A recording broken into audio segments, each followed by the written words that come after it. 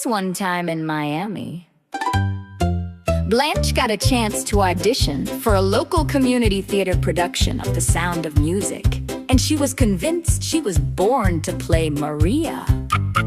She practiced her scales so loudly in the living room that the neighbor's dog started howling, and Sophia swore the wallpaper was beginning to peel.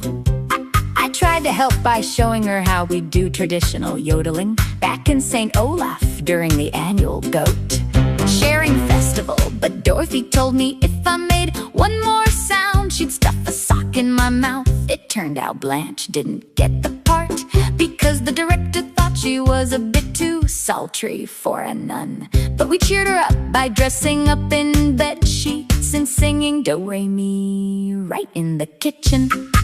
This one time in Miami, Blanche's brother Clayton came to visit and dropped a bombshell. He was in love with a man named Albert. Blanche was so confused and upset because she just couldn't understand it, which reminded me of the time the St. Olaf town blacksmith announced he was giving up horseshoes to become a professional ballet dancer, Dorothy.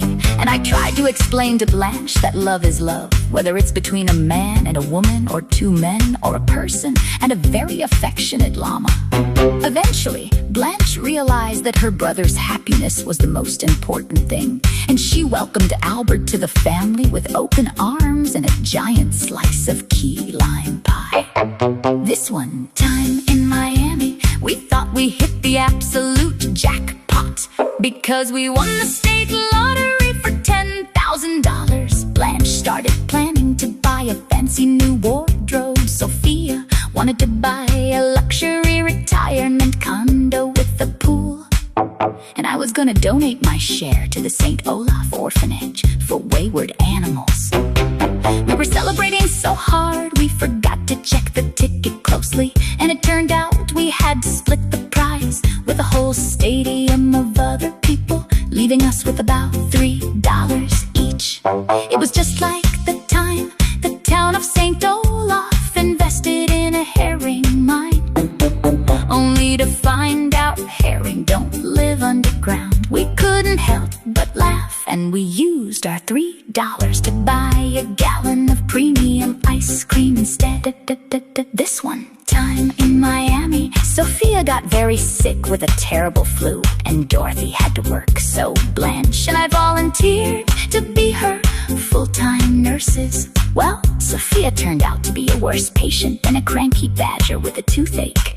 She kept ringing her little silver bell every 2 minutes, demanding fresh cannoli, a foot massage, and for me to stop looking at her with my blank Nordic stare. By the end of the weekend, Blanche and I were so exhausted, we accidentally put the thermometer in the soup and gave Sophia a spoonful of cough syrup on her pancakes.